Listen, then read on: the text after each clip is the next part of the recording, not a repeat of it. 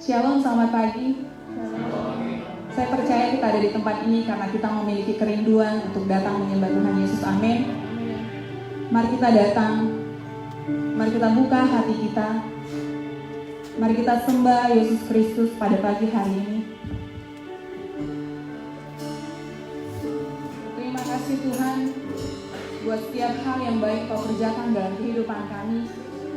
Kami bersyukur untuk kasih setiamu, untuk anugerahmu yang Kau nyatakan. Kami mau katakan tidak ada Allah lain selain Engkau. Tidak ada Allah yang sama seperti Allah kami. Terima kasih Tuhan.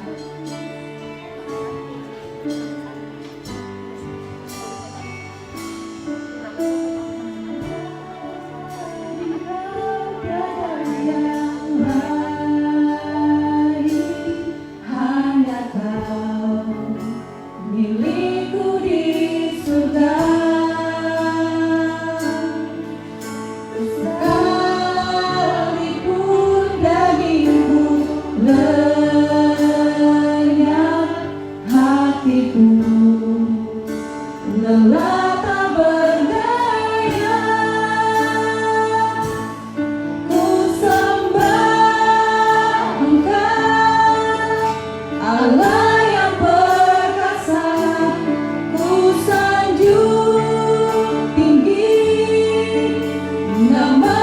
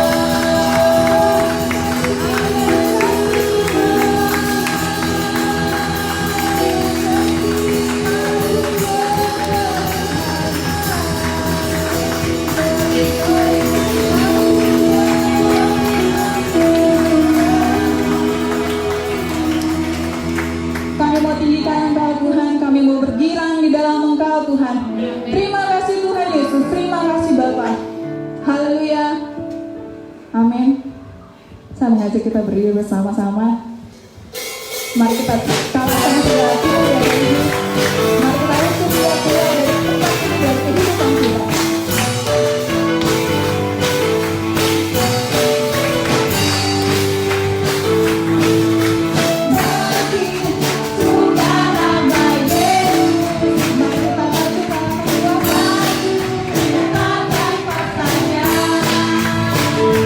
Kita buat ini bisa menang, kalahkan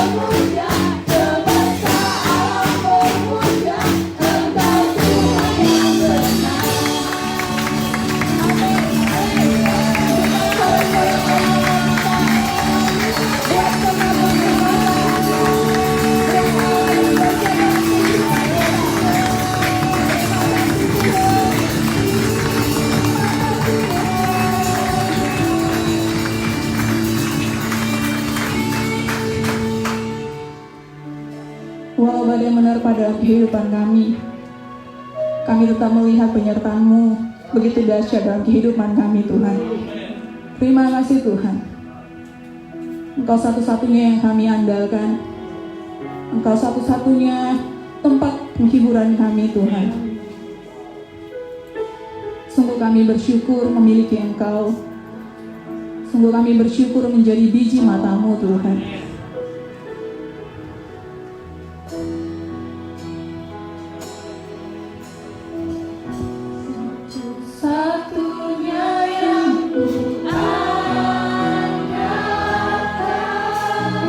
Satu-satunya yang kami percaya.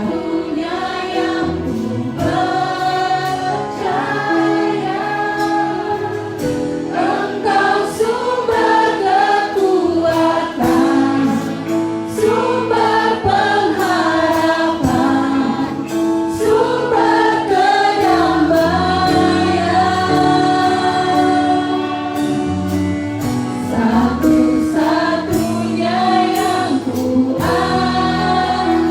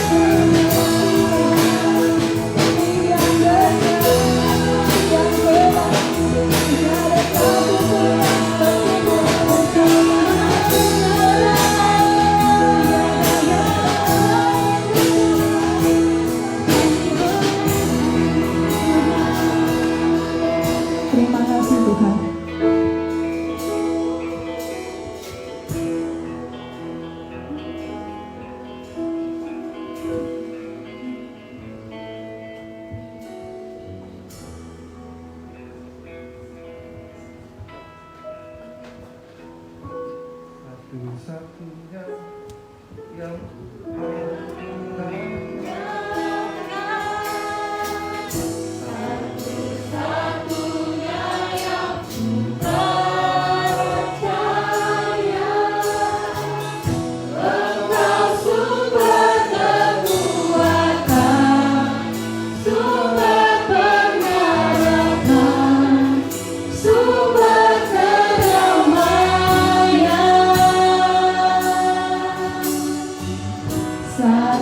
satu-satunya yang ku andalkan, satu-satunya yang ku percaya. Engkau Tuhan memberkati, Tuhan penyembuhku, Tuhan pemulihku. yang percaya akan pujian ini, boleh tangan kirinya ditaruh di dada, katakan satu-satunya yang pagi hari ini mau menetapkan bahwa Tuhan, you're the only one that I rely on. Engkaulah satu-satunya yang kami andalkan, Engkaulah gantungan kami.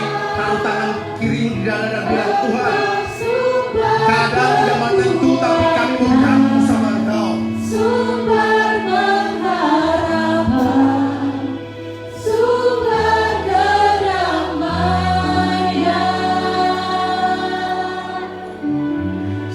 satu-satunya yang ku andalkan, satu-satunya yang ku percaya. Engkau Tuhan memberkati, Amin, amin, Tuhan penyembuhku, amin, amin, Tuhan pemulihku. amin, amin. Tuhan, demikian apa yang jadi perkataan lidah bibir kami pagi hari ini, bahwa Engkaulah satu-satunya yang kami andalkan, pengharapan kami di saat keadaan tidak menentu. Engkau yang akan memulihkan kami, penyembuh kami, dan semua kebutuhan yang ada di dalam batin kami, dalam keuangan kami, dalam keluarga kami, dalam pendidikan kami, bisnis kami, studi kami, pelayanan kami. Well Tuhan, pagi hari ini kami menetapkan hati gantung sama Engkau. Sederhana aja Tuhan, gantung sama Engkau. Banyak kali kami tidak ngerti, banyak kali kami bertanya-tanya, banyak kali kami wondering, ini keadaan bagaimana, tapi kami mau gantung sama Engkau Tuhan.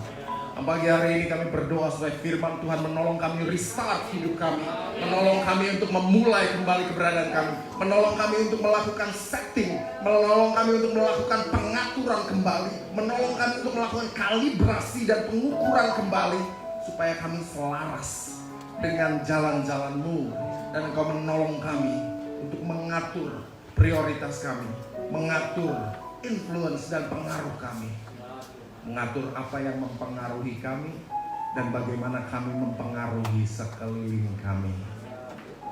Izinkan kami dipengaruhi oleh firman Tuhan. Kami mengizinkan firman-Mu melakukan pengaturan kembali atas keberadaan hati kami, keberadaan langkah hidup kami, prioritas-prioritas kami, pilihan-pilihan hidup kami.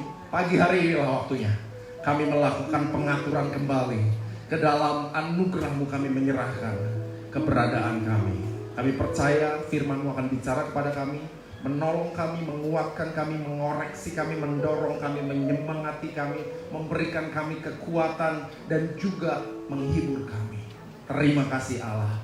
Kami mengalaskan pujian penyembahan yang kami berikan sebagai sebuah persembahan di hadapan Tuhan sebagai gereja lokal di tempat ini. Kami tahu masa depan kami di dalam Engkau cerah. Masa depan kami di dalam Engkau adalah masa depan yang penuh pengharapan.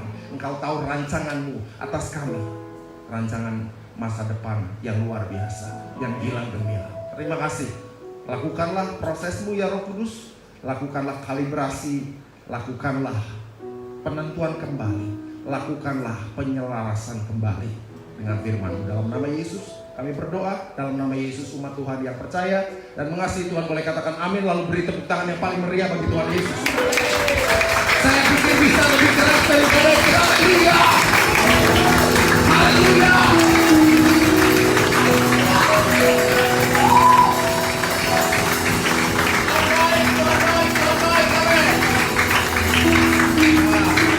Silakan Bapak Ibu Saudara duduk kembali dalam hadirat Tuhan. Terima kasih worship team. Thank you ya.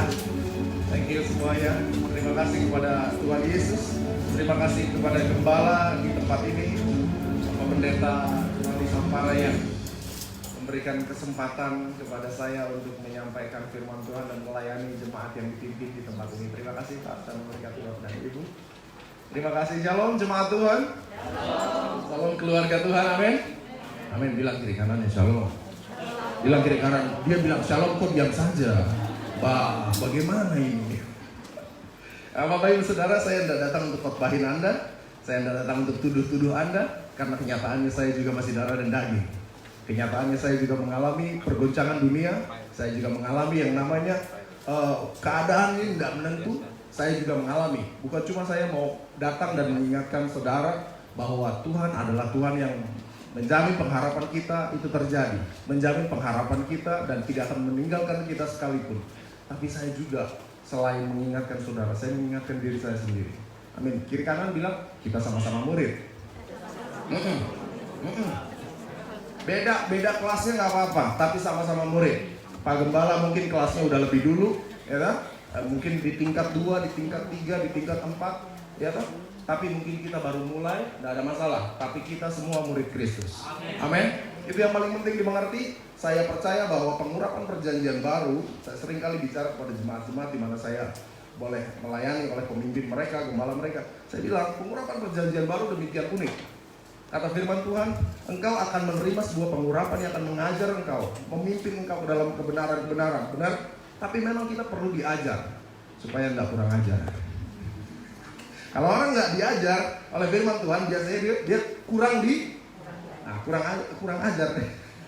Kurang ajar bukan artinya sembarangan, tapi sembarangan sama hidupnya, sembarangan sama keputusan yang dia ambil. Itu artinya kurang diajar. Sembarangan untuk menentukan prioritas hidupnya, sembarangan untuk menentukan pasangan hidup. Aduh, anak-anak muda. Sembarangan untuk menentukan bisnis apa yang akan kita masuki, sembarangan untuk menentukan langkah bagaimana supaya kita terus naik tidak turun jadi kepala bukannya ekor. Nah itu kan janji firman Tuhan toh? Janji firman Tuhan, terus naik tidak menjadi turun jadi kepala bukannya ekor. Kamu akan terus promosi. Tapi gimana Tuhan, saya ini ASN, saya ini aparatur sipil negara. Bagaimana caranya saya harus naik terus dan tidak menjadi turun? Nah, haruskah saya memakai ilmu kodok? Ilmu kodok tahu kan? Ya, injek di bawahan, sikut kiri kanan, jilat atasan. Apa harus begitu Tuhan? Nah, tidak harus begitu. Tapi firman Tuhan juga mengajar kita bagaimana kita terus naik tidak menjadi turun, jadi kepala bukannya ekor, dan terus menerus ada dalam kehendak Tuhan. Tema yang diberikan kepada saya adalah bagaimana kita baca di sini, setting the influence of your life, melakukan setting atau melakukan pengaturan kembali, pengaturan terhadap influence atau yang namanya pengaruh kepada diri kita. Saya kutip John Maxwell, dia bilang gini, orang yang paling pendiam, orang yang paling tertutup, orang yang paling introvert, dibilang begitu dalam studi-studi psikologi, paling sedikit, walaupun dia orang pendiam sekali, kalau duduk di gereja mungkin tidak bikin apa-apa. Shalom. Shalom Bapak, selamat pagi. Shalom Ibu, selamat pagi. Itu orang pendiam sekali. Mari kita cuma angkat tangan. Sudah. Ada juga orang yang rame, angkat tangannya ekspresif dan lain-lain, memuji Tuhan ekspresif. Tapi ada orang-orang pendiam. John Maxwell sampaikan, saya kutip, bahwa orang paling introvert atau pendiam sekalipun paling sedikit punya 10.000 orang lain di sekitar hidupnya yang bisa dia pengaruhi.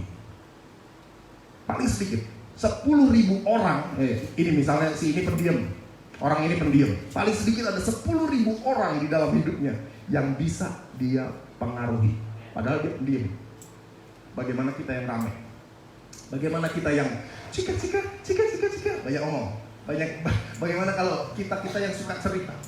pasti lebih banyak lagi. Dan dia bilang, John Maxwell bilang bahwa kepemimpinan cuma didefinisikan dengan satu kata, influence. Kepemimpinan itu pengaruh, tidak lebih, tidak kurang. Bilang kiri kanan, pengaruh.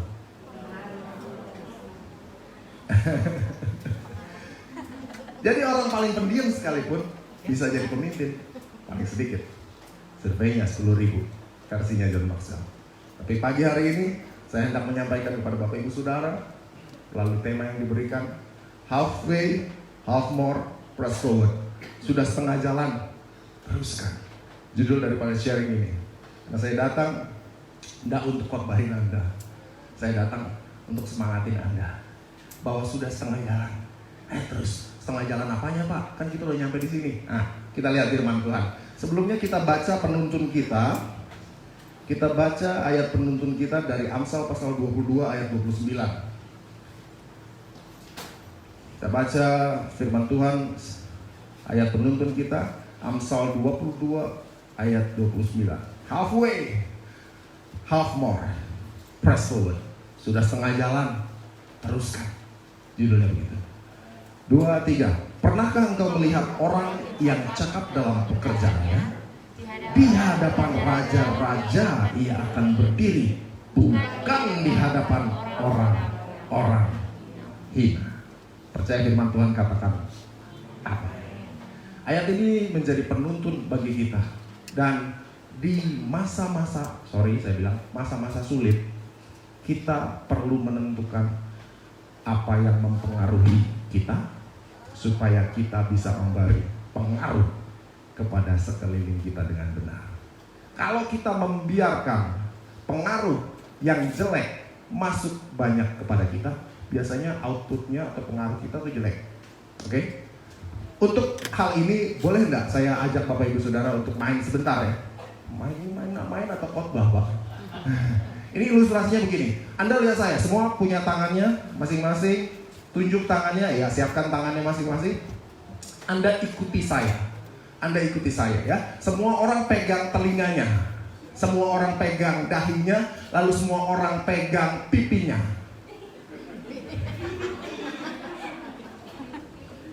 Berapa banyak di antara kita ada yang salah? Nah, itu urusannya sama Tuhan sendiri. Tapi biasanya contoh yang diberikan tidak sesuai dengan apa yang dibicarakan. Contohnya ini. Kamu hidup kudus, kamu hidup benar, kamu hidup yang baik, kamu hidup jangan seks bebas. Tapi si anak lihat bapaknya selingkuh. Ngerti ya maksud saya ya? Contohnya begini, saya bilang pegang pipi tapi kelakuan saya pegang hidup. Saya bilang jangan korupsi, tapi orang lain dapati saya korupsi. Itu nggak cocok. Tidak terjadi sinkronisasi, tidak terjadi penyesuaian, penyelarasan terhadap kata-kata dengan tindakan. Dan seringkali khotbah di mimbar ini, Bapak Ibu Saudara, cuma 1 jam, 2 jam. Pelayanan saya di sini 1 jam, 2 jam. Kata-kata saya 1 jam, 2 jam. Tapi kehidupan saya bicara lebih keras daripada khotbah saya. Benar gak? Saya ngomongnya hidup kudus dan lain-lain, tapi Bapak Ibu Saudara dapati saya parkir motor di kawasan red light gitu, red district gitu, kawasan lampu merah di sana. Ya kan? Wah itu tuh pendeta yang kemarin khotbah tuh, itu hamba Tuhan yang kemarin khotbah, saya inget tuh, dia ada di situ ya. Oh penginjilan kali, penginjilan kok begini-begini sih? Itu istrinya, enggak, saya kenal istrinya soalnya rambutnya begini-begini, patah. Itu kelakuan lebih keras daripada khotbah. Amin. Nah kalau kita mau memberikan pengaruh yang baik, kita harus konsumsi yang baik. Benar? Coba. Sekarang yang kedua, kalau tadi kita lihat bagaimana kelakuan kita, contoh dan teladan kita bisa nggak cocok sama omongan kita. Jangan seperti itu. Kasih ingat kiri kanan dulu. Jangan begitu sudah.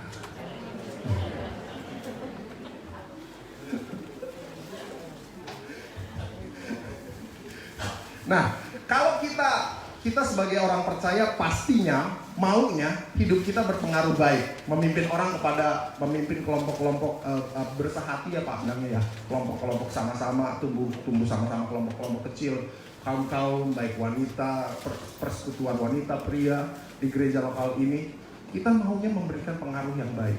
Tapi sekali lagi, sama seperti dunia komputer mengenal istilah GIGO, garbage in, garbage out. Kalau masukannya itu sampah, keluarnya pasti sampah. 1 tambah 1 sama dengan 2. Kalau masukannya salah, operasinya salah, dunia komputer bilang pasti salah hasilnya. Demikian juga kekristenan. Saya analoginya gini, kalau yang masuk kepada kita itu hal yang tidak baik, pasti keluarannya tidak baik. Kata Yesus gini, gimana caramu? Tuhan, hati itu gimana lihatnya? Wah, dalam katanya, nggak ada yang bisa. Tapi kata-kata merupakan cerminan hati. Kalau kata-katanya tidak baik, berarti yang mengendap di dalam tidak baik. Nah, Bapak Ibu Saudara, Tuhan sedang melakukan hal-hal yang baru. Hal-hal yang baru itu perlu kita terus-menerus izinkan masuk untuk mempengaruhi kita, supaya kita diselaraskan dengan apa yang Tuhan mau dilakukan untuk mempengaruhi orang lain. Contoh begini. Jawab saya dengan cepat, respon dengan cepat. Tolong jangan dipikir panjang-panjang, tapi dijawab aja ya. Awan warnanya apa Bapak Ibu? Kemudian kain lenan warnanya apa? Kertas HVS warnanya apa? Nah kalau sapi minumnya apa? Air. Ada 2 jawaban. Ada yang jawab air, ada yang jawab susu. Kenapa begitu? Kalau yang jawab air pasti konsentrasinya tajam. Ya. Tapi kalau yang jawab susu, nggak dosa. Tapi saya cuma kasih contoh. Yang jawab susu, dia melakukan respons terhadap sebuah pertanyaan, terhadap sebuah hal yang ditanyakan berdasarkan apa yang sudah masuk 3 kali ke dalam pikirannya. Putih, ya nggak? Saya tanya kan, awan warnanya putih, kain lenang warnanya putih. Terus apa lagi? HVS warnanya putih. Begitu ditanya sapi minumnya, karena analogi benda cair yang warnanya putih namanya. Kalau kita dapatnya begini, dari berita, dari internet, dari macam-macam, dari koran, cemas. Kira-kira kalau ada pertanyaan yang diberondongkan kepada kita, cemas. Tiba-tiba kita ditanya, apakah kamu percaya sama masa depan anakmu, sekolah anakmu? Jawabannya hampir pasti kecemasan yang muncul. Gitu loh. Dari permainan sederhana ini saya mau sampaikan sebuah prinsip yang penting, bahwa apa yang kita izinkan menginfluence atau mempengaruhi kita di dalam sini, mau tidak mau, suka tidak suka, setuju tidak setuju, akan membentuk respon kita terhadap masalah, membentuk respon kita terhadap kehidupan ini, membentuk respon kita terhadap yang namanya hal-hal yang kita hadapi dalam keseharian. Sebagai hamba Tuhan sepenuh waktu, sebagai karyawan, sebagai businessman, sebagai wirausaha, sebagai pelajar, sebagai ibu rumah tangga, even sebagai ibu rumah tangga, cemas.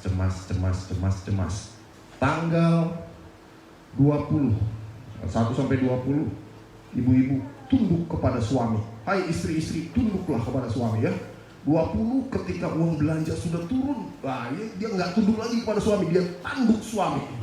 Beda 1 huruf tapi beda di dalamnya. Yang satu tunduk kepada suami, sama seperti jemaat tunduk kepada Kristus sebagai gembala agung. Nah yang satu lagi karena cemas, dia tanduk suaminya. Sama, pria juga sama, saya nggak ngomongin gender kok. Tapi semua kita orang percaya, kalau kita masukkan cemas, Kalau kita masukkan takut, kalau kita masukkan khawatir, respon kita tidak akan bisa jadi respon yang benar. Itu sebabnya saya memuji Tuhan buat tema yang diberikan. Ini penting sekali supaya kita bisa restart. Bilang kiri kanan, restart. Ya, yang sudah biarlah. Tapi kita restart ya. Pagi hari ini kita restart. Kita mulai kembali. Nah, seperti yang saya sampaikan tadi. Dalam firman Tuhan dengan jelas. Nah, pembacaannya Tuhan Yesaya 43 ayat 18 sampai 19. Pagi hari ini saya hendak membawa kabar bahwa Tuhan membawa atau hendak melakukan hal-hal baru dalam hidup Anda. Ya, hal-hal baru dalam hidup Bapak Ibu, sebagai pasangan suami istri, sebagai keluarga, sebagai apapun. Hal-hal baru. Mari kita baca. Yesaya 43 ayat 18 sampai 19. This is new things of God. Hal-hal baru daripada Tuhan. Yesaya pasalnya yang ke-43 ayatnya yang ke-18 dan 19. Sudah dapat semua Bapak Ibu Saudara? Amin. Mari kita baca. 2, 3.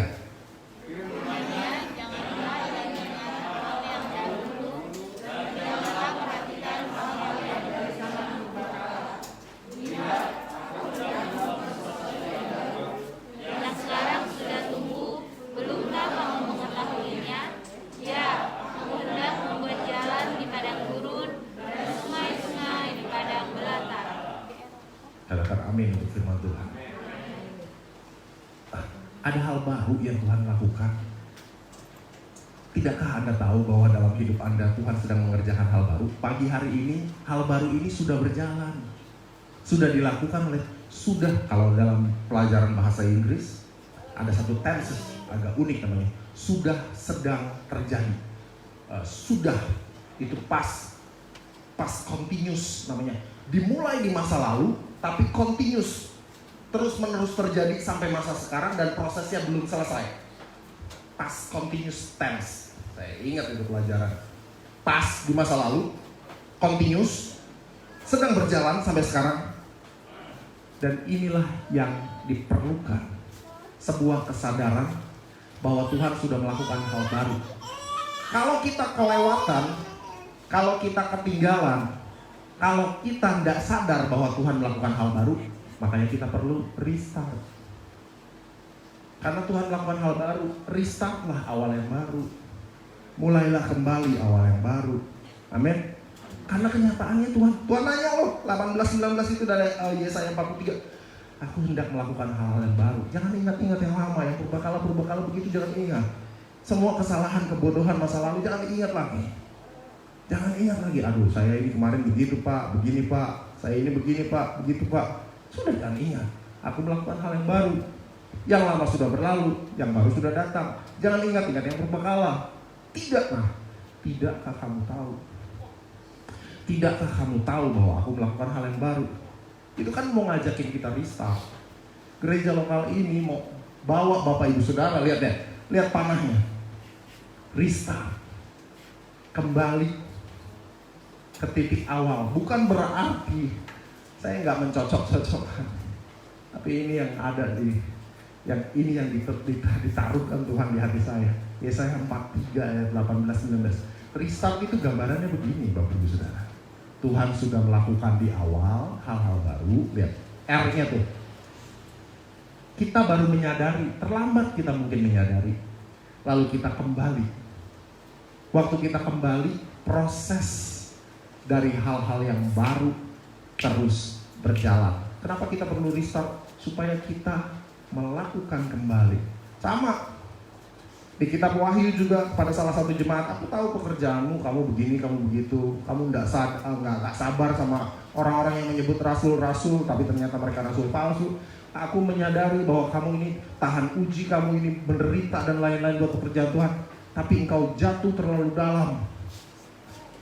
Jatuh terlalu dalam karena kehilangan kasih yang mula-mula. Begitu ya, kehilangan kasih yang mula-mula. Lakukanlah kembali. Nah, kata kuncinya kembali. Kalau tidak aku akan mengambil apa yang jadi bagianmu. Ingat-ingat, 5-10 tahun lalu, 20 tahun lalu, 30 tahun lalu, tahun-tahun awal di mana kita mulai bertobat, kita bertobat berbalik, lalu kita mulai mengalami kasih yang mula-mula. Ingat-ingat, apakah kita masih berapi-api seperti dulu? Apakah kita masih makan firman Tuhan tuh kayak orang kelaparan? Atau kita udah singkirkan? Apakah kita datang beribadah dengan saudara seiman masih dengan semangat yang sama pada waktu kita pertama kali lahir baru? Atau kita menganggap itu hal yang biasa? Adalah biasa. Begitu gembala saudara lagi khotbah, Anda cuma sibuk sama sosial media. Who knows? Siapa yang tahu? Saya tidak datang untuk menyinggung, tapi kalau ada yang tersinggung, bertobatlah. Saya tidak datang untuk senang-senangin Anda. Saya nggak datang untuk nuduh Anda, cuma saya mengingatkan. Kalau ada yang tersinggung, bertobatlah, urus sama Tuhan. Nanti Anda restart sendiri buat hidupmu.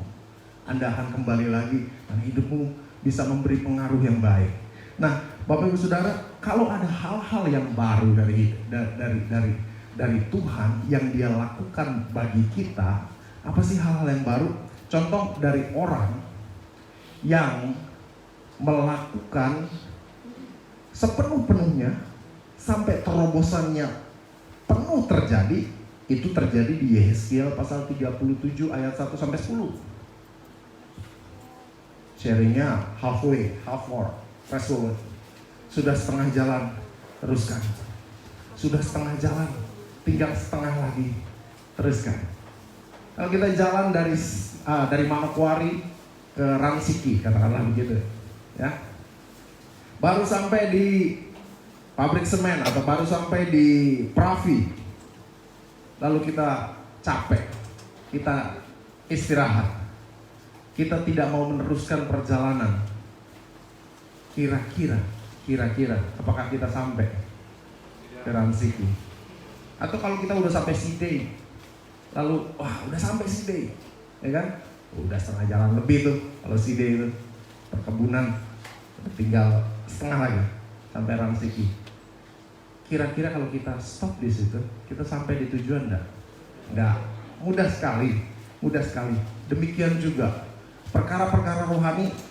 Kalau kita lihat di Yehezkiel 37 ayat 1 sampai 10, ini cerita yang panjang juga, 10 ayat. Tapi Anda bisa tandai berapa pokoknya saya akan sampaikan. Ada 3 pokok yang saya hendak sampaikan. Bagaimana orang tidak mentah setengah jalan lalu berhenti. Contoh pertama, Yehezkiel 37 ayat 1 sampai 10. Di ayatnya yang ketiga, nah itu ditandai dulu. Ceritanya ini di sebuah lembah yang penuh dengan tulang-tulang, di mana Nabi Yehezkiel diminta oleh Tuhan untuk bernubuat, untuk membangkitkan tulang-tulang itu. Ayat ketiga kita baca sama-sama. Yehezkiel 37 ayat 1 sampai 10. Kita baca ayat ketiga. 2, 3. Lalu dia berfirman kepadaku, hai manusia, dapatkan tulang-tulang ini dihidupkan kembali. Aku menjawab, ya Tuhan Allah, Engkaulah yang mengetahui.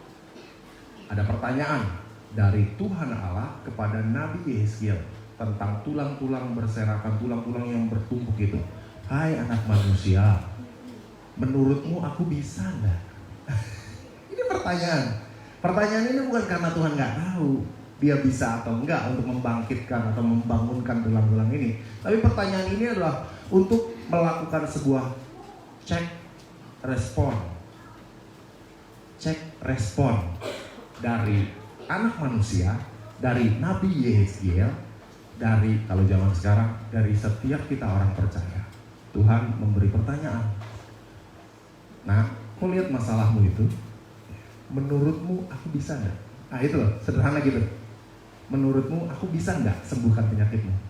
Menurutmu aku bisa enggak sembuhkan keuanganmu yang seperti tulang-tulang? Nah, keuangan seperti tulang-tulang, gimana tuh? Dompetnya kering ya, tulang-tulang tuh kering ya. Bisnisnya bisa kering loh. Bisnis kita bisa kayak tulang-tulang atau bisa kayak manusia sehat.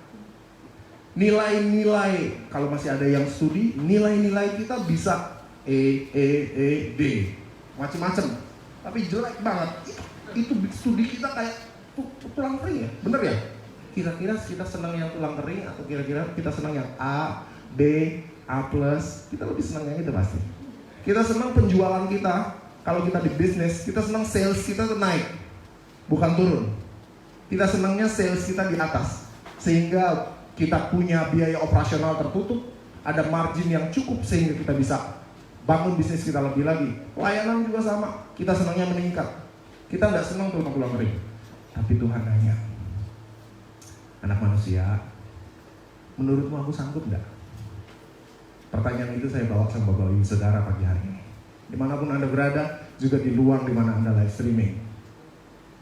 Jemaat Tuhan yang dikasihi dan disayang Tuhan, Anda tuh ditebus oleh Yesus. Kenyataannya itu, sebelum kita bertobat, kita sudah ditebus lebih dulu. Waktu kita masih jahat, masih bejat, masih nggak benar, masih najis, masih tidak tahir, Yesus sudah mati lebih dulu. Jadi dia nggak nunggu kita suci dulu. Kenyataannya gitu. Nah, apalagi sekarang kita sudah bertumbuh, sudah terima dia sebagai Tuhan dan Juru Selamat, mengundang dia masuk, mulai pelayanan, mulai bertumbuh sebagai pasangan suami istri, bertumbuh sebagai pemimpin bisnis, pemimpin di gereja lokal, bertumbuh sebagai pemimpin jemaat, bertumbuh sebagai pemimpin departemen, kaum-kaum, bertumbuh memimpin orang-orang muda. Apalagi sekarang, kira-kira kalau Tuhan nanya begini, nah, permasalahanmu yang itu tuh, bilang kiri kanan, yang itu tuh, permasalahan, yang ketawa ngerti dong, saling ngerti, masalah yang itu tuh, pertanyaan Tuhan pagi hari ini, menurutmu aku sanggup enggak? What do you think? Menurutmu gimana? Aku sanggup nggak beresin masalahmu yang itu tuh? Sama seperti tadi sapi minum susu. Apa yang kita izinkan masuk ke dalam diri kita menentukan jawaban kita. Anda udah tahu soal sapi minum susu ya? Rahasianya. Sekarang saya nanya, rambut umumnya warna? Aspal warna? Speaker di sound system ini warna? Jas saya warnanya? Lalu kelelawar tidurnya?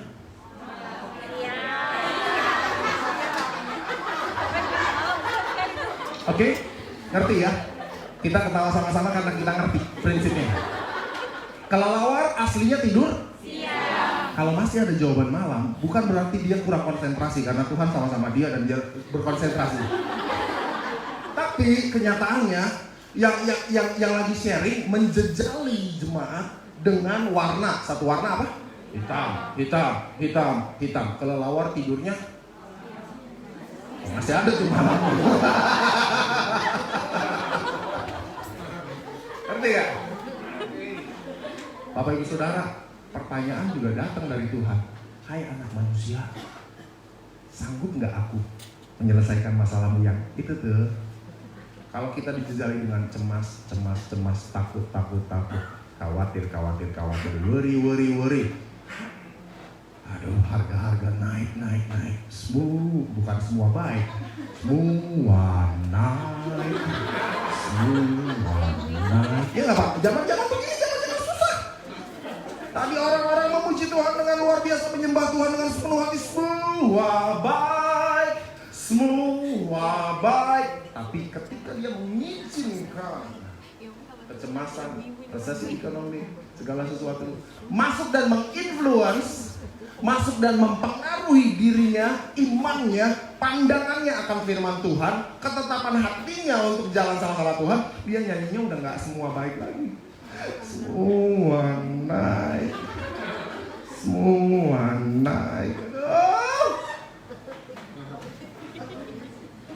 Yang itu jangan diingat, nanti pas pulang jangan diingat. Nanti pas pujian penyembahan, doa Jumat malam ya, nanti kepleset ke situ lagi semua naik. Jangan. Tapi terus katakan bahwa semua baik dalam tangannya Tuhan. Pertanyaan itu, bagaimana Anda menjawabnya pagi hari ini? Bagaimana saya menjawabnya pada pagi hari ini?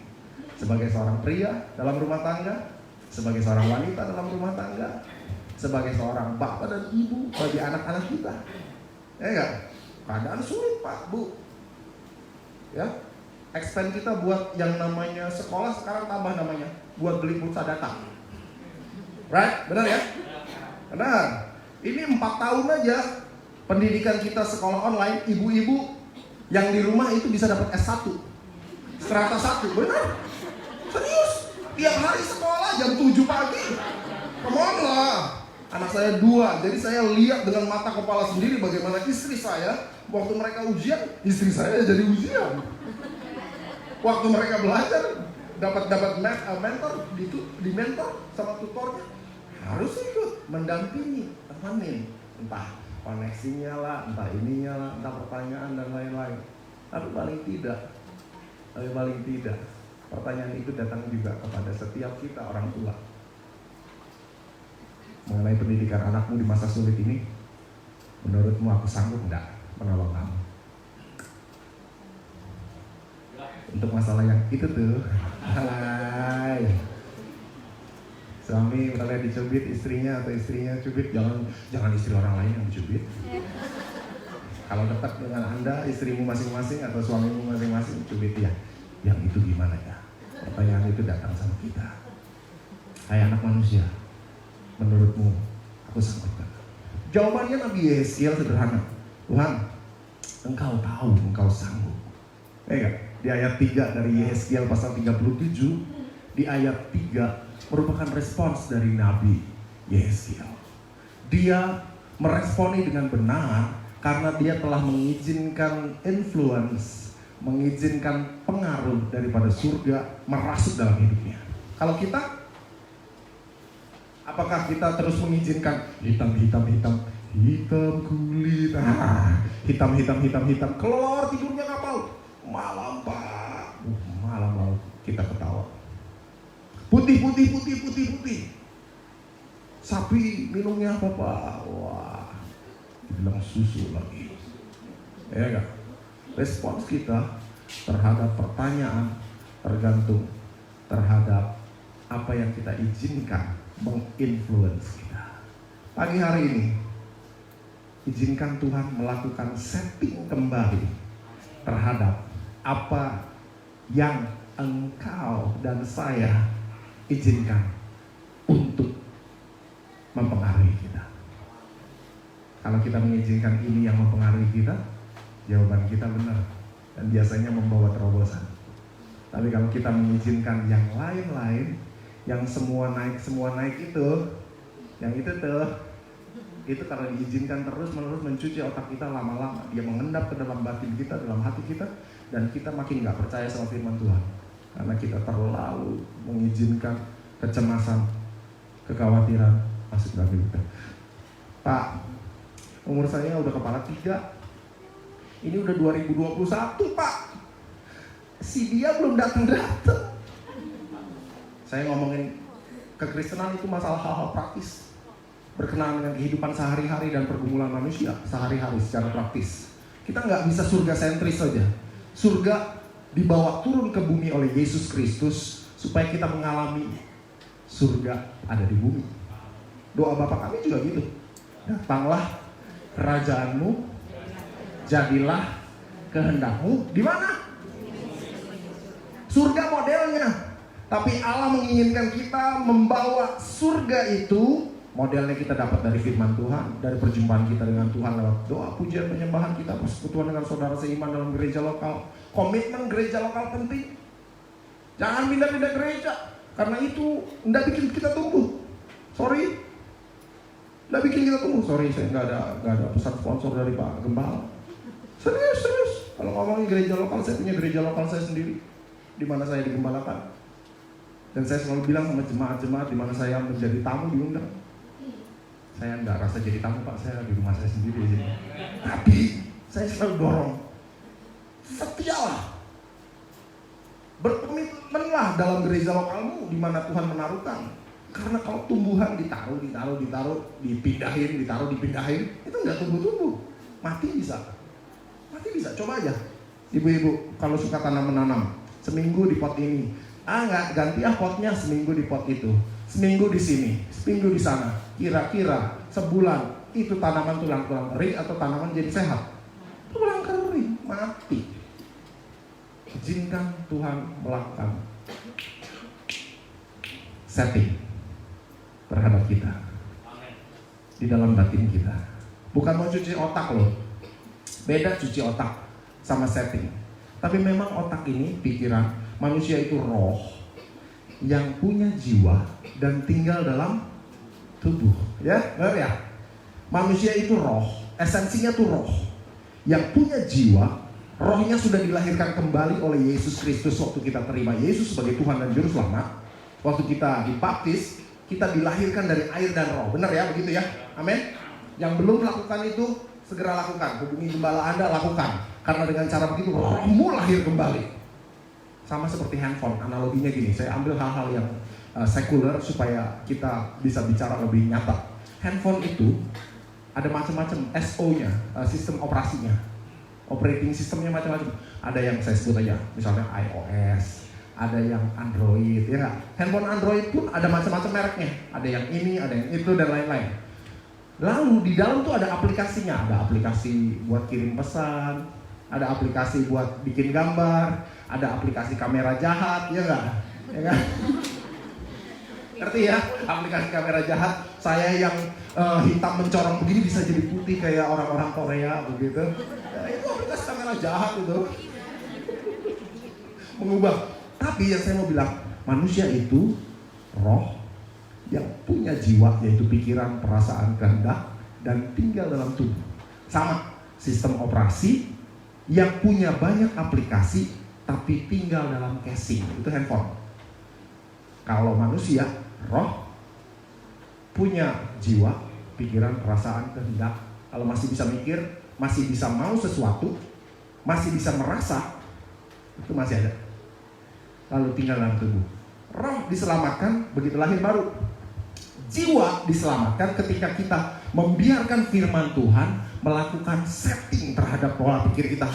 Roma bilang begini, tetapi berubahlah oleh pembaharuan. Yang harus diubah apa? Akal budi. Kenapa begitu? Karena kita mungkin 37 tahun hidup di muka bumi, hidup di luar firman Tuhan. Waktu kita umur 37 kita lahir baru, tapi kan dari kecil kita diajar nggak dalam firman Tuhan. Jadi akal budinya Rasul Paulus menasihatkan supaya kita berubah. Berubah itu membiarkan sebuah otoritas yang ada di luar kita, namun kita percaya lebih tinggi daripada kita, melakukan pengaturan terhadap kita. Kalau di atas kita yang kita percaya adalah kecemasan, kecemasan. Kalau uang, ya uang. Tapi kalau kita percaya firman Tuhan lebih tinggi dan kita izinkan dia melakukan setting terhadap hidup kita, maka Anda akan menerima sebuah pembaharuan budi yang pas, continuous. Kalaupun Anda miss di sini, Anda bisa risah. Itulah. Bilang kiri kanan. Iya dong. Iya dong. Firman Tuhan begitu sederhana loh Bapak Saudara. Enggak tegang-tegang, enggak tegang-tegang, bilang jangan tegang-tegang sudah. Dan tegang-tegang. Respon kita ditentukan dengan apa yang masuk sama kita. Amin. Nah, bilang respon saya ditentukan apa yang saya izinkan masuk di dalam. Pertanyaan ini datang sama Anda. Kalau Anda mau respon yang bagus, biarkanlah firman Tuhan melakukan setting. Jangan internet melakukan setting. Jangan kecemasan dan krisis ekonomi melakukan setting. Jangan pandemi yang melakukan setting, tapi firman Tuhan. Dalam doa, pujian, penyembahan, dalam persekutuan dengan saudara seiman, dalam gereja lokal Anda, dalam kaum-kaum yang ada, biarlah firman Tuhan yang melakukan setting. Amin. Yang kedua, di ayatnya yang ke-4 sampai ke-7 kita akan baca sama-sama. Yehezkiel 37 ayatnya yang ke-4 sampai ke-7. 2, 3.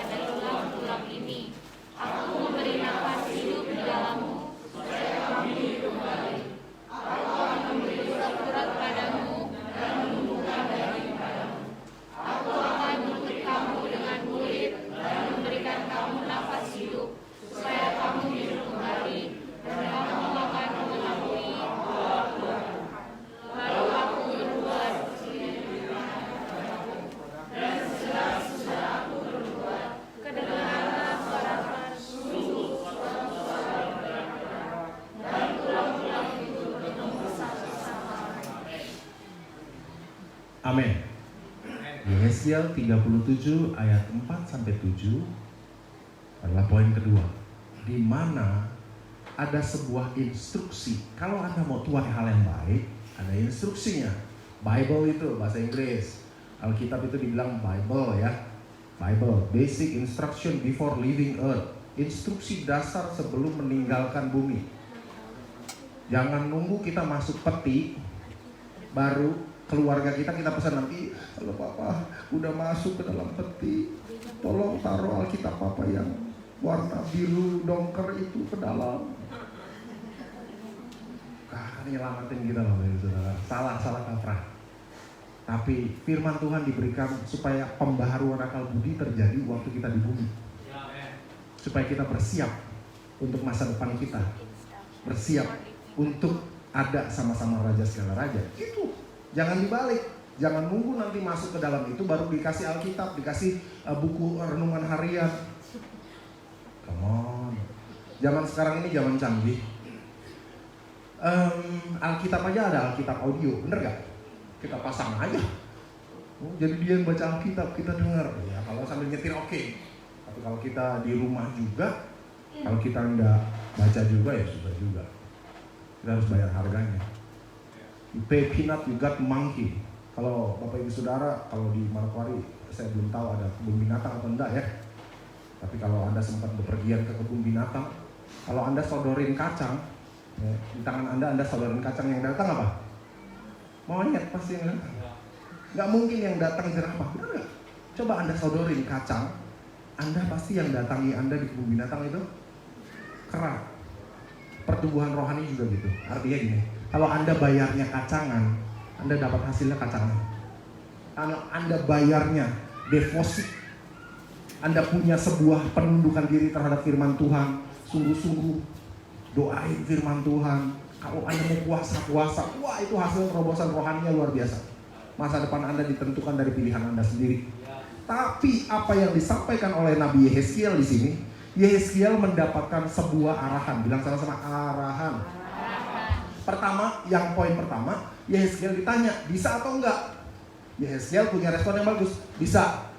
Jadi, Adolf, kamu menurutmu aku bisa enggak menangani masalahmu yang itu tuh? Bisa Tuhan, aku percaya engkau bisa. Nah, saya percaya bahwa kita semua akan punya respon seperti itu. Langkah berikutnya, kita menerima instruksi dari Tuhan. Bilang sama-sama, instruksi. Instruksi dari Tuhan, arahan dari Tuhan, pewahyuan dari Tuhan, bahasa rohaninya tuh. Pewahyuan dari Tuhan, pembukaan dari Tuhan, enlightenment atau penyinaran dari Tuhan. Penyinaran itu gimana ya? Memang Timotius bilang begini, segala tulisan rohani itu diilhamkan Allah. Benar ya? Dari Kejadian sampai Wahyu, cover to cover itu diilhamkan Allah. Benar ya? Untuk apa? Menasihatilah. Untuk apa lagi? Menegurlah, untuk menguatkanlah. Semua. Tapi ada ayat-ayat spesifik bagi ayat-ayat yang khusus, bilang sama-sama khusus. Buat situasi yang khusus, buat kebutuhan yang khusus, buat waktu-waktu yang khusus. Nah, ayat ini dapat di mana? Apa kita asal-asalan buka? Hari ini Tuhan ngomong begini, begitu kita buka covernya kan. Hari ini Tuhan gak ngomong apa-apa. Gak bisa kan? Gak bisa begitu kan? Gak bisa. Kita gak bisa hitung kancing. Gak boleh. Itu praktik Buddhisme, itu gak benar itu. Anda punya kebiasaan baca Alkitab harian, itulah schedule di mana Tuhan ngomong dari ayat-ayat itu. Anda diberikan makanan harian, mana daripada Tuhan, lewat gembala Anda, lewat pengembalaan yang ada, itulah dari situ Anda gali, Anda doain. Untuk kebutuhan spesifik, untuk situasi spesifik, untuk waktu yang spesifik. Jangan pikir kalau Anda terima renungan harian atau suara gembala dari gembala Anda pikir itu nggak melalui doa, Anda pikir itu muncul begitu aja, Anda pikir itu copy paste dari mana? Saya percaya gembala Anda bayar harga yang mahal buat itu. Saya percaya gembala Anda memberikan anugerah daripada Tuhan yang telah dia terima di batinnya untuk jadi makanan rohani yang baik bagi anak-anaknya. Amin. Jadi kalau Anda terima instruksi, sama seperti Yeskiel ini, ayat 37, ayat 4 dan 4-7, waktu dia menerima instruksi daripada Tuhan, instruksinya apa? Bernubuatlah. Prophesy, bernubuatlah. Ngomongnya gimana sih? Jadi gini, kalau Anda terima firman Tuhan yang spesifik, ini kan dari ujung sampai ujung firman Tuhan. Oke? Sepakat dulu sama itu, bilang kira kanan, sepakat. Tapi kita perlu ayat yang spesifik untuk didoakan. Karena langit bumi boleh lenyap, tapi firman Tuhan enggak tetap. Lebih mudah mudah langit dan bumi lenyap daripada satu iota daripada firman Tuhan, satu titik daripada firman Tuhan tidak tergenapi. Benar kan? Bunga rumput boleh ada, semua boleh ada, sore sudah hilang, manusia seperti uap, tapi firman Tuhan tinggal selamanya. Benar gak? Yesaya 55:11 bilang begini, tetapi firmanku, firmannya Tuhan yang keluar dari mulut Tuhan tidak akan kembali dengan sia-sia, tidak akan kembali, Inggrisnya bilang tidak akan kembali dengan void. Bilang sama-sama void. Void itu artinya gagal. Kalau Anda beli elektronik di salah satu toko di depan sini, ya, itu ada stiker garansinya.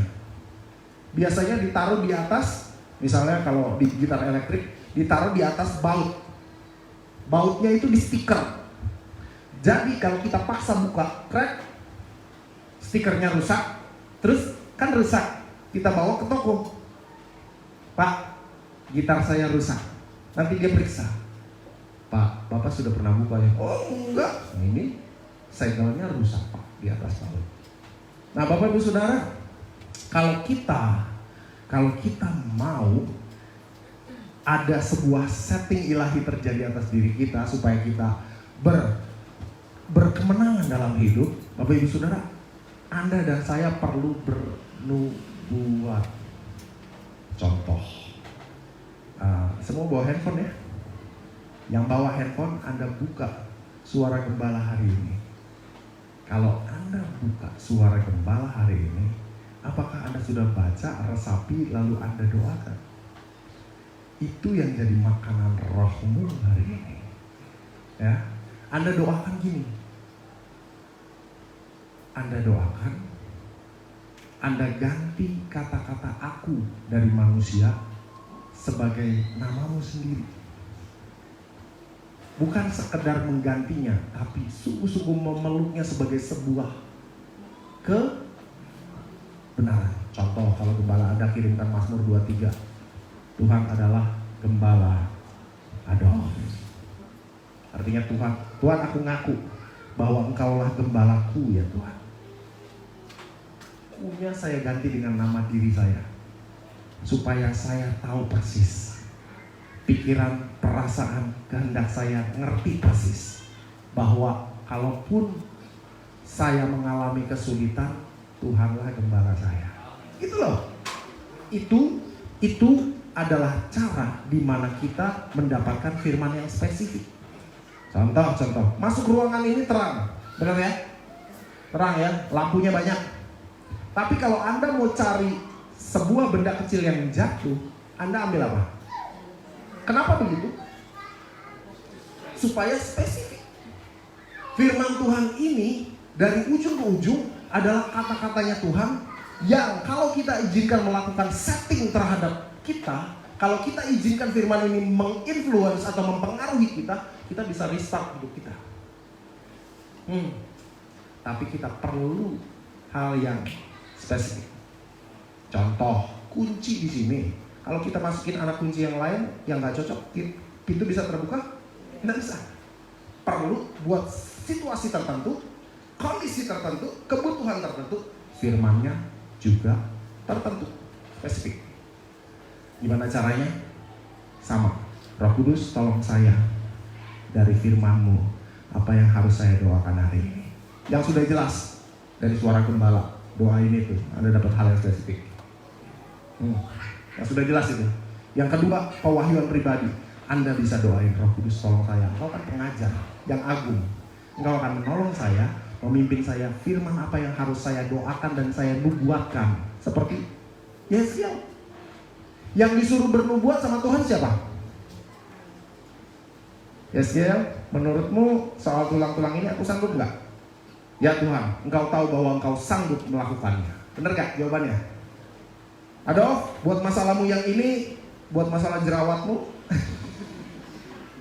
masalah macam-macam. Buat orang mungkin salesnya yang menurun, buat orang lain mungkin masalah sekedar jerawat aja udah jadi masalah. Ya enggak? Apapun itu, tapi itu masalah. Besar atau kecil, enggak perlu. Sekecil apapun datang nama Yesus. Tuhan, masalahku ini. Masalahku ini. Menurutmu, aku sanggup gak masalahmu? Sanggup. Ya udah, bernubuat. Masalahmu apa? Kesehatan. Kau yang bernubuat, bukan Tuhan yang ngomong. Pikir baik-baik. Yesaya yang ngomong atau Tuhan yang ngomong kepada tulang? Coba lihat. Yesaya 37 ayat 4 sampai 7 itu perintahnya Tuhan supaya Yesaya yang ngomong kepada tulang-tulang atau Tuhan yang ngomong kepada tulang-tulang? Iya. Tuhan memberikan instruksi, bilang sama-sama instruksi, supaya kita yang ngomong sama masalah. Kalau ada orang beriman sebesar biji sesawi saja, dia bilang kayak gitu ya, Injilnya. Dia bilang sama gunung ini, terbantunlah, pindahlah, masuk ke dalam laut, maka pindah. Ya enggak? Pasti jadi. Tapi iman yang benar saya kutip, oh pendeta Bigman Sirait. Kalaupun diizinkan Tuhan gunungnya enggak pindah, tapi kita tetap percaya sama Tuhan. Itu baru iman. Tuhan, aku percaya sakit diabetesku selesai dalam nama Yesus. Tapi kalau Tuhan izinin aku sakit diabetes untuk memuliakan Tuhan, menunjukkan sesuatu kepada dunia, minimal sanak familiku, silakan Tuhan, jadilah kehendakmu.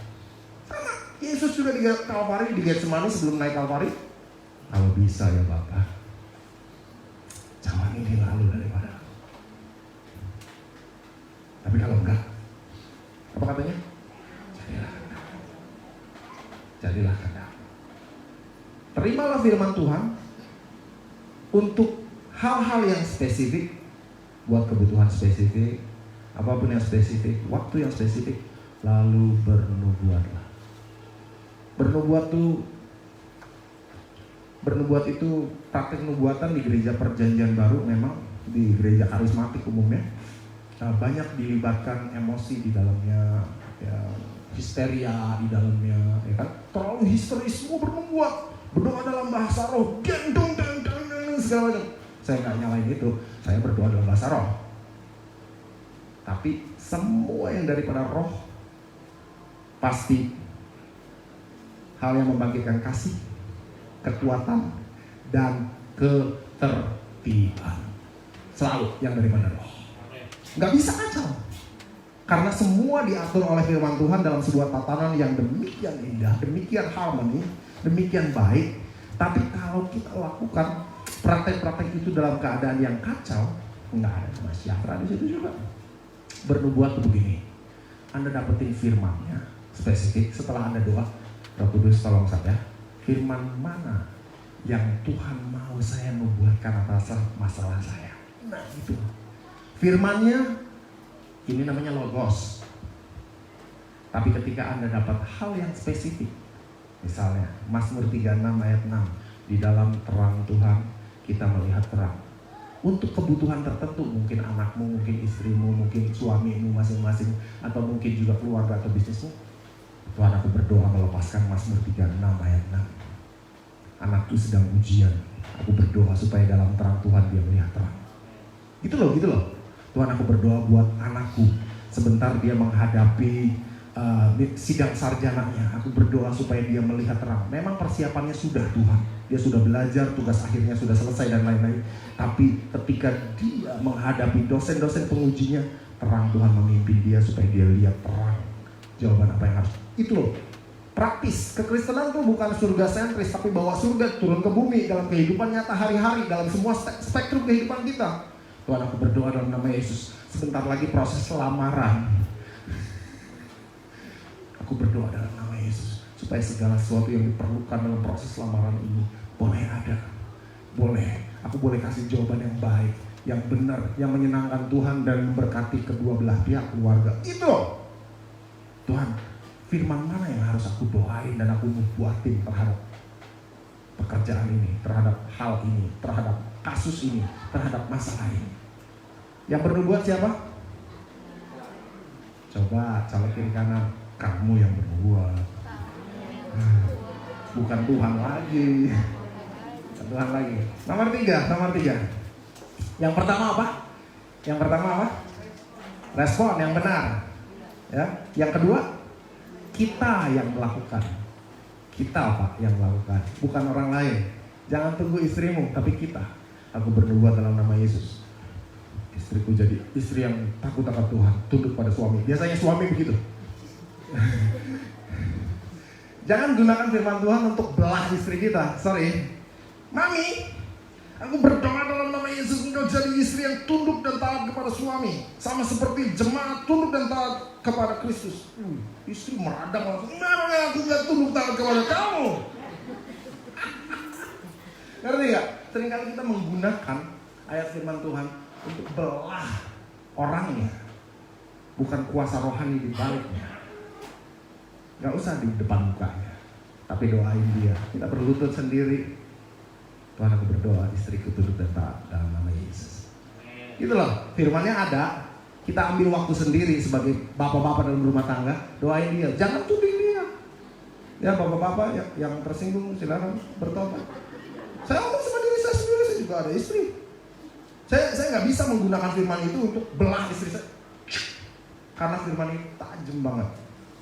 Nggak ada yang tahan kalau firman itu dilontarkan. Nggak, kuasa jahat dan segala macam kuasa iblis itu kalah sama firman. Nggak ada banding. Ini kuasa dan otoritas paling besar, paling tinggi, paling kuat, paling berkuasa. Amin.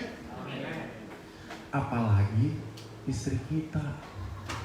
Setan aja takut sama ini, istri kita pasti meradang kalau kita lontarin firman begitu. Ya nggak ibu-ibu? Tenang ibu-ibu, saya sudah sampaikan kepada bapak-bapak. Isi hati ibu-ibu ya. Enggak. Sama, ibu-ibu juga. Aku berdoa dalam nama Yesus. Aku bernubuat kepadamu. Ya, praktek-praktek dalam karismatik. Aku bernubuat dalam namamu. Kau jadi suami yang mengasihi istri. Oh, dia ambil firman itu, pedang firman itu, pedang bermata dua itu untuk belah bapak-bapak. Jadi selesai doa mesbah keluarga begitu, dong tidak baku omong. Selesai mesbah doa, dong tidur balik badan. Kenapa? Karena doanya begitu. Mengambil firman, menubuatkan, memang sudah benar, tapi melakukan penyerangan secara tidak sengaja, mungkin tidak dipahami. Tapi setelah tahu ini berarti udah paham toh? Bilang kiri kanan, paham toh? Jangan begitu. Tapi Anda doakan. Kalau di depan mukanya dia, aku berdoa dalam nama Yesus kau sehat. Aku berdoa Papa dalam nama Yesus. Papi kau baik, jalan-jalanmu dipimpin Tuhan, dalam terang Tuhan kau melihat terang. Tuhan jadi gembala buat kau dalam nama Yesus. Tapi kalau sudah sendiri, Tuhan aku berdoa dalam nama Yesus. Bukan munafik, bukan. Tapi kalau Anda sedang memperjuangkan rumah tangga Anda dan saya, Anda konfrontasi suamimu dengan cara begitu menggunakan firman, Anda tidak dapat damai sejahtera dalam rumah tangga. Tapi biarlah doa itu, kata Matius pasal 6 ayat 6, kalau engkau berdoa, bilang apa? Masuklah ke dalam, tutuplah, dan berdoa. Maka Bapamu yang melihat hal yang rahasia akan mengupahinya. Terjemahan Inggris agak lucu Pak, tapi menurut saya keren banget. Maka Bapamu melihat hal rahasia. Kau mengadu sama Tuhan. Tuhan aku berdoa, saya punya suami ini memang begitu Tuhan, tapi aku berdoa kepada. Jangan di muka dia, jangan. Bilang kiri kanan, jangan. Bilang kiri kanan, sudahlah. Tuhan aku berdoa supaya dia menggenapi apa yang disampaikan firman. Dia jadi suami yang mengasihi istri dan anak-anak dalam nama Yesus. Jangan di muka dia, sendiri saja. Maka Bapamu, Matius 6 ayat 6.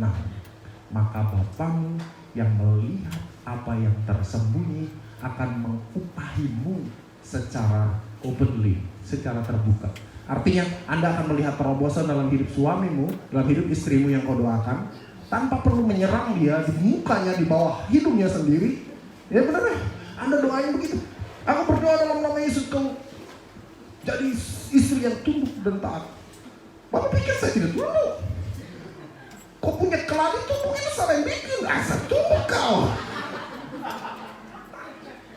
Ya ngerti ya, ngerti ya. Yang harus bernubuat dapati ayat spesifik firman Tuhan. Saya kasih dua tips. Suara gembala itu bisa jadi ayat spesifik buat Anda tiap hari ya. Kemudian pewahyuan pribadi. Yang nomor 3, Anda ayatnya ke Yehezkiel pasal 37 ayat 9-10.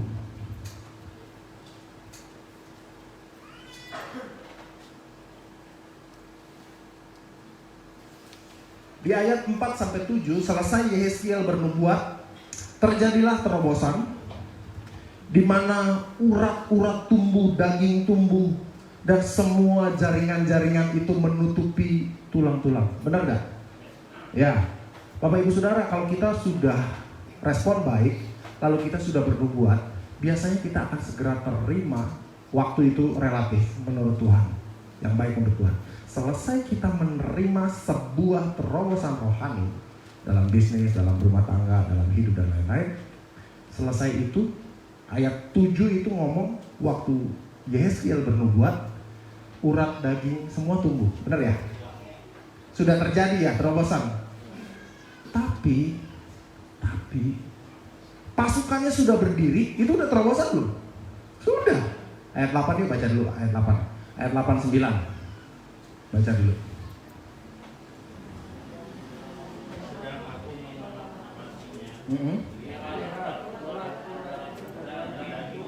Sedang aku mengamat-amati. Setelah Yehezkiel bernubuat kepada masalahnya yaitu tulang-tulang, dia mengamat-amati masalahnya yaitu tulang-tulang. Benar ya?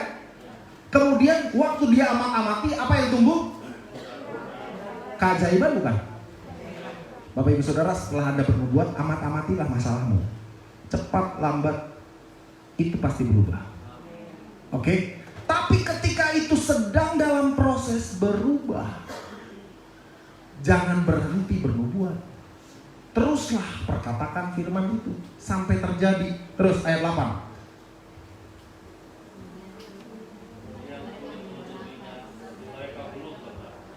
Kemudian kulit, lihat tadinya tulang ditumbuhi urat akar daging dan lain-lain, kemudian kulit menutup. Tapi mereka belum. Terus lanjut lagi.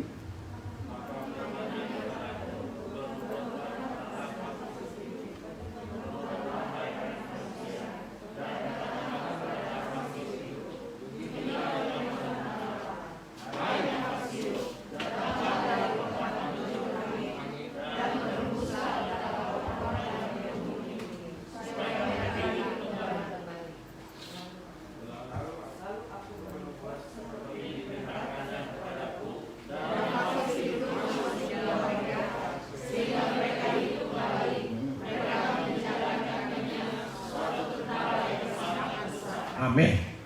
Sampai di situ dulu. Lihat berapa kali dia bernubuat. Tonggaknya itu 2 kali. Satu, waktu terobosannya belum terjadi. Dan selama terobosan itu dia memperhatikan. Dia terus perkatakan, tulang-tulang kering, bangkitlah. Lalu begitu sudah ditumbuhi urat daging dan semuanya ditutupi dengan kulit. Sudah kan? Banyak orang stop sampai situ, Pak, Ibu. Makanya pesan pagi hari ini, sudah setengah jalan, maju terus. Sudah setengah jalan, maju terus. Saya nggak tahu berapa banyak dari Anda duduk di ruangan ibadah ini atau di tempat Anda live streaming. Anda udah doain satu hal, memang ada progres di dalam masalah itu, tapi Anda lemah. Anda tidak lagi berdoa. Atau Anda sudah mendoakan hal atau masalah tertentu spesifik, sudah terjadi terobosan, tapi Tuhan bilang Pak, Bu, belum ada nafasnya. Memang sudah ada daging dan urat ditutupi dengan kulit, tapi belum bergerak, belum ada kehidupan. Anda perlu meminta kehidupan Tuhan masuk.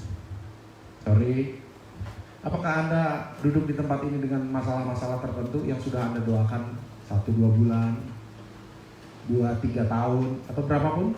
Kalau Anda terus mendoakan itu sudah ada terobosannya, Anda jangan puas sampai di situ. Tapi berdoalah sampai ada kehidupan di dalamnya. Ya kan udah ditutupin tulang, udah ditutupin kulit lagi, itu aja udah mujizat. Banyak orang puas sampai di situ terobosannya. Tapi itu baru setengah jalan. Bilang sama-sama setengah jalan. Tuhan, aku berdoa dalam nama Yesus, suamiku pulang. Dia dikembalikan daripada wewe gombel dalam nama Yesus. Sorry ya, kehidupan kekristenan kan gitu. Sorry, nggak ada orang kebal sama dosa. Orang yang pakai jas, pakai dasi, pegang mikrofon untuk sharing juga nggak kebal dosa. Nggak ada yang kebal dosa. Tidak ada orang kebal dosa. Tapi berdoalah supaya tidak jatuh ke dalam pencobaan. Kalau nggak doa, nggak ada firman, selamat menikmati hidangan. Selamat datang para tamu, menikmati pencobaan. Tapi untuk tidak jatuh, firman, doa. Bapak Ibu Saudara, Tuhan, aku berdoa. Sana ada seorang istri mendoakan suaminya yang dibawa oleh Win, wanita idaman lain. Ya, sudah pulang. Pulang sih pulang. Tapi dia nggak hidup dengan baik lagi. Nggak layaknya suami istri yang diberkati Tuhan.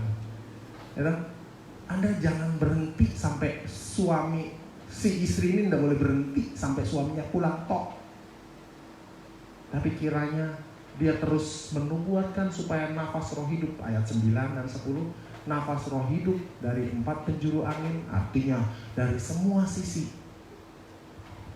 Tuhan, aku berdoa supaya suamiku pulih. Dari sisi kesehatannya dia pulih. Kemudian dia dapat pergaulan yang sehat dalam nama Yesus.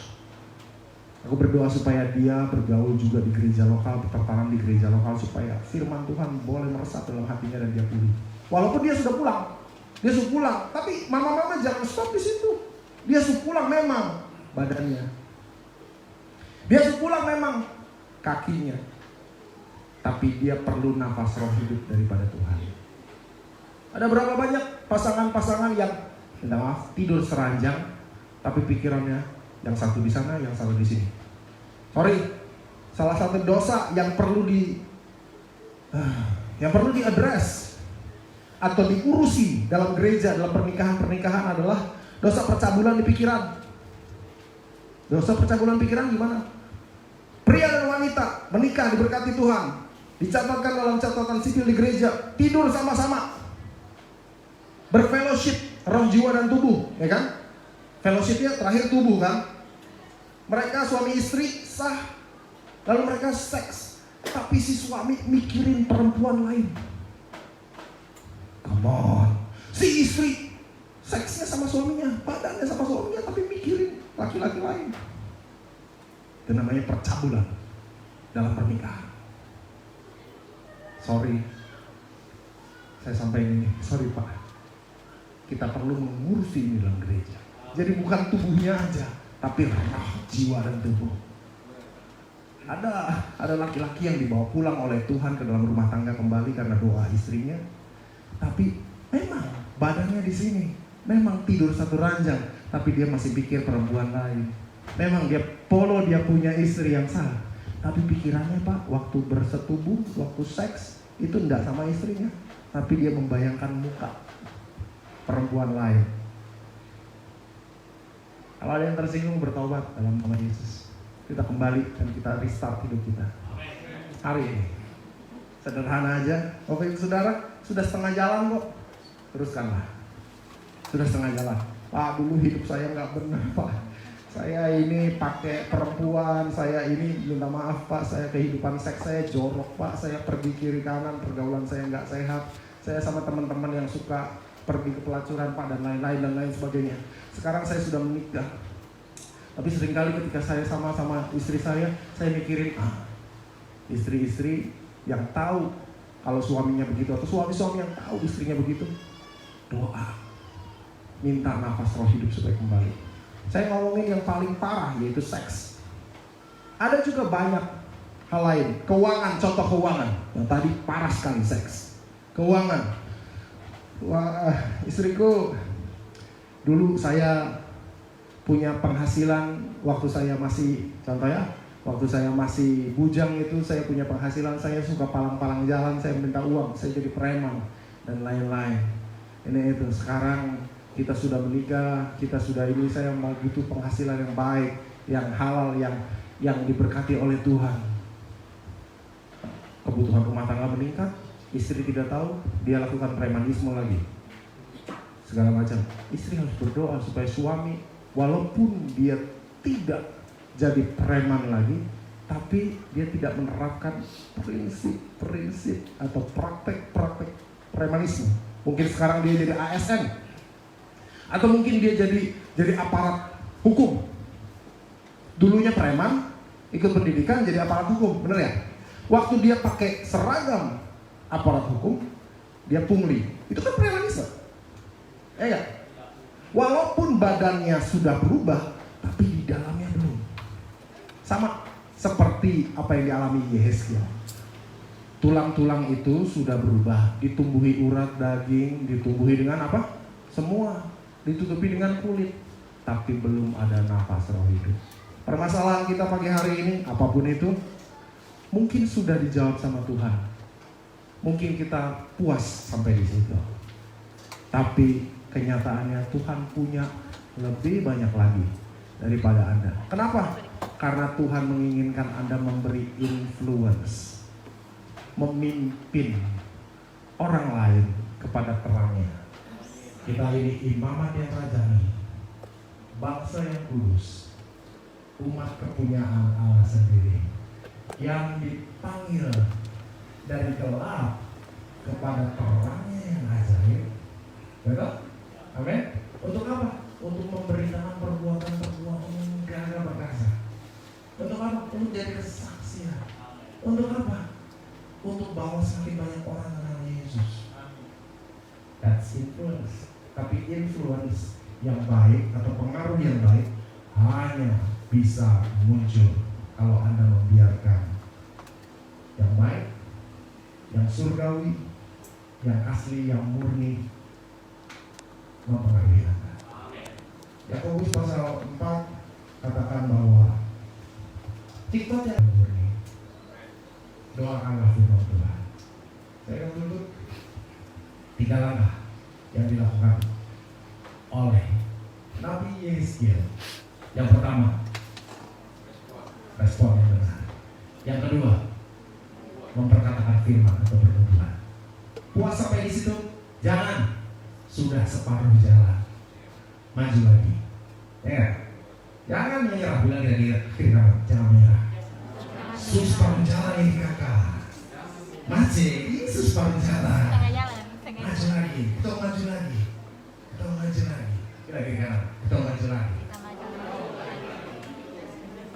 Lalu berikutnya, yang ketiga, apa?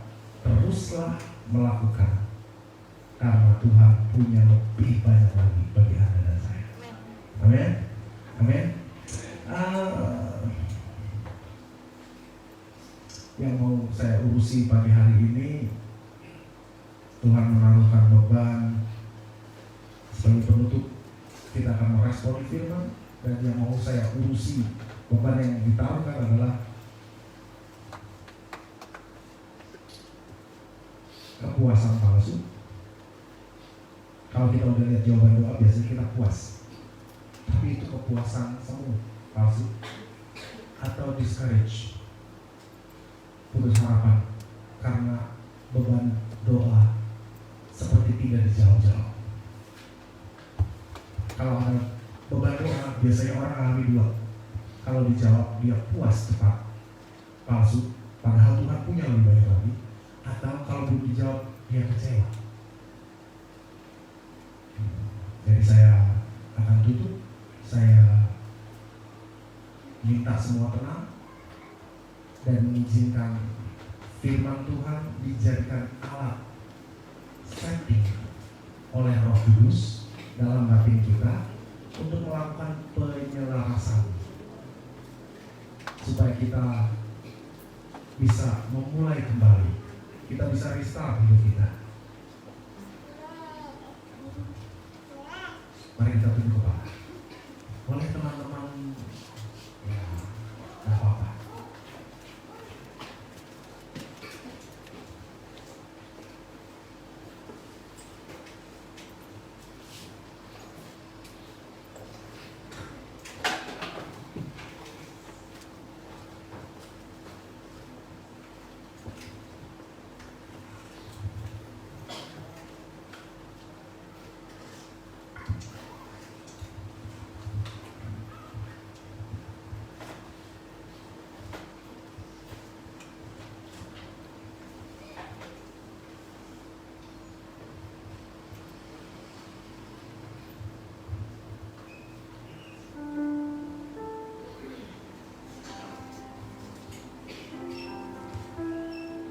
Saya percaya pengurapan yang baru ada di tengah-tengah kita.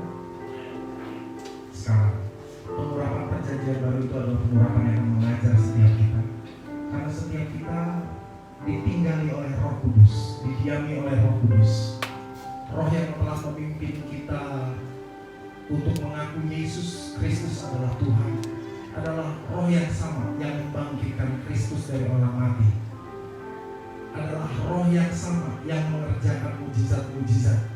Adalah roh yang sama yang memimpin umat Tuhan dengan tiang awan dan tiang api.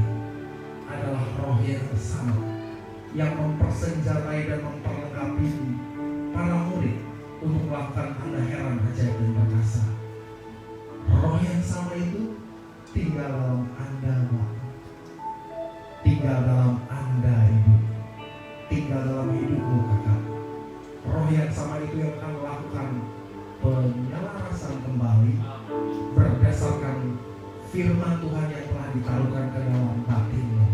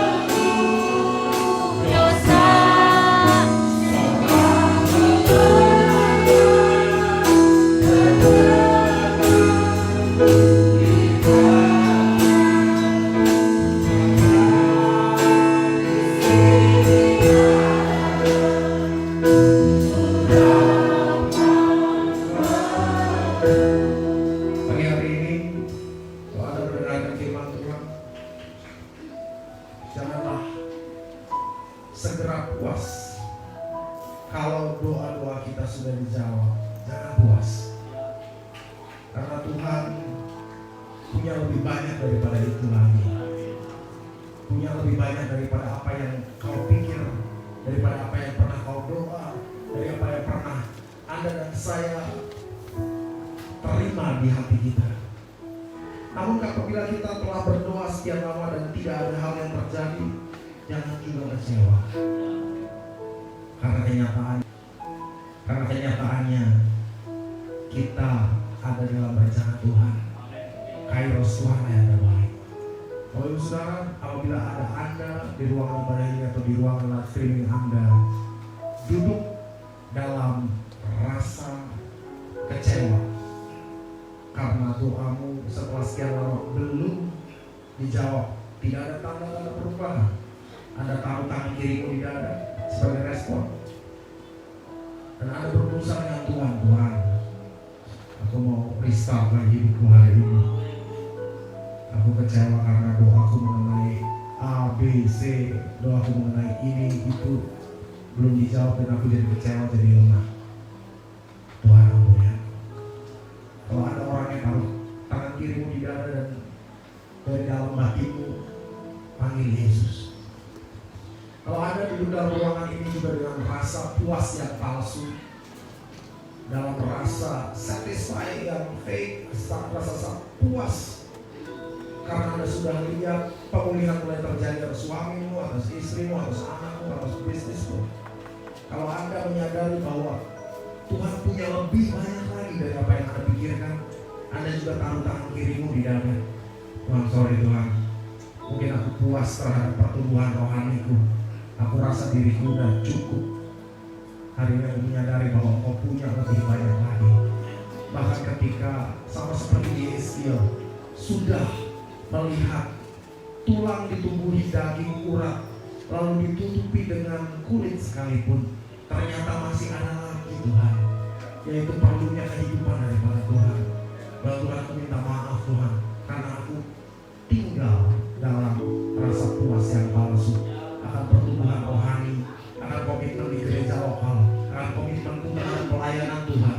Dimanapun aku berada, siapapun aku, latar belakang apapun yang menjadi profesiku Tuhan, aku seringkali merasa puas bahwa diriku sudah dipakai Tuhan, sudah melayani di mimbar, sudah menjadi pengkhotbah, sudah menjadi worship leader, sudah memimpin kaum-kaum. Seringkali aku tinggal dalam rasa puas yang palsu. Padahal Tuhan, Kau punya lebih banyak lagi.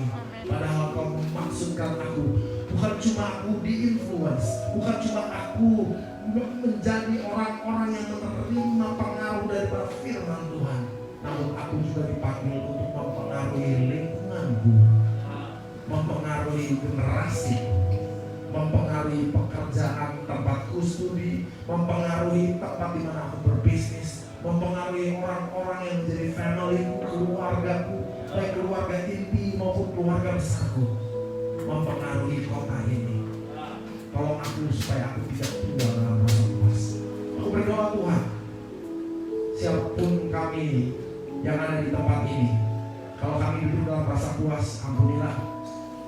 Aku berdoa buat saudara-saudariku yang menaruh tangan kirinya di dada, entah karena rasa puas, entah karena discourage, kecewa, tapi Engkaulah Tuhan yang menilik hati, Engkaulah yang sanggup memulihkan mereka. Dan aku berdoa dalam nama Yesus, sama seperti yang dilakukan oleh Yeskiel, dia menolak untuk berhenti setengah jalan, lalu dia menerobos lebih lagi.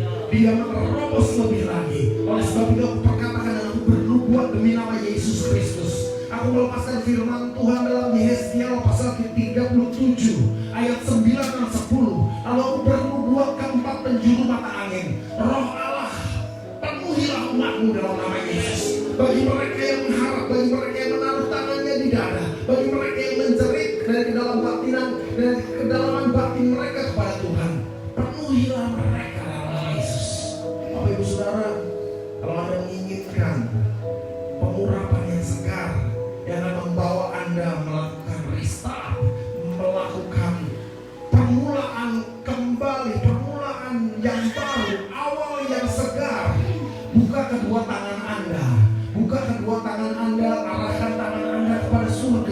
Tuhan, aku perlu pengurapan-Mu untuk punya awal yang baru. Aku punya awal yang baru karena aku membiarkan Roh-Mu melakukan restart terhadap batinku, sehingga aku maju terus. Aku tidak menyerah setengah jalan. Aku boleh terus maju di dalam nama Yesus.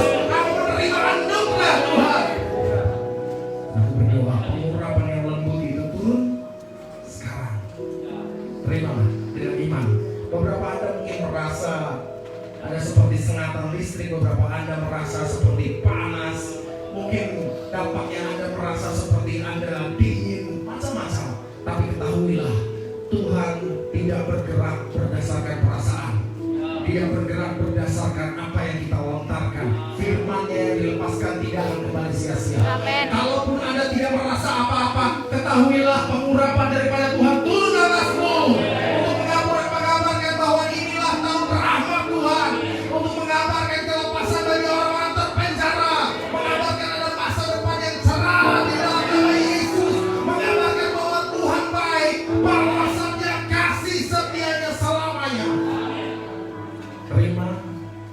Terima kesegaran. Amin. Dan Roh Tuhan sedang melakukan restart atas hatimu.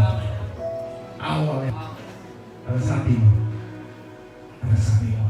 Dengan lembut katakan, urapan baru, urapannya Allah, urapannya Allah terjadi dalam hatiku. Urapannya Allah terjadi dalam hatiku. Urapan Allah terjadi dalam hatiku. Di dalam hatiku.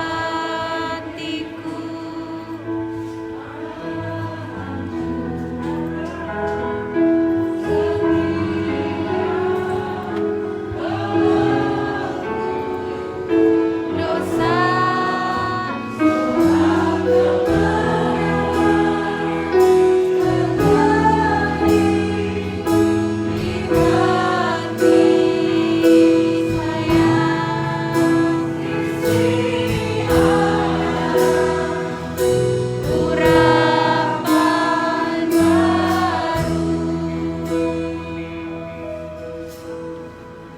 Kami percaya Tuhan bahwa apa yang baik terjadi dalam kehidupan kami.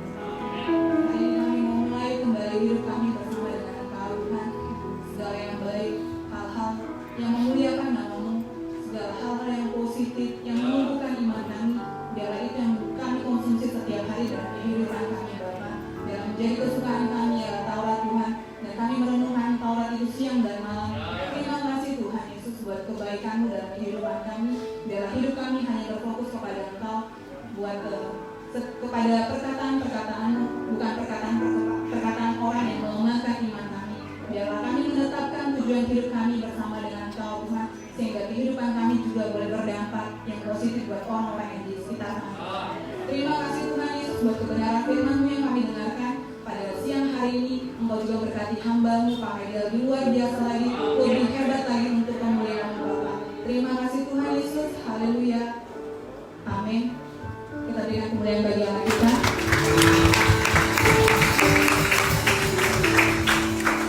Silakan duduk. Kita akan memberikan korban ucapan syukur kita.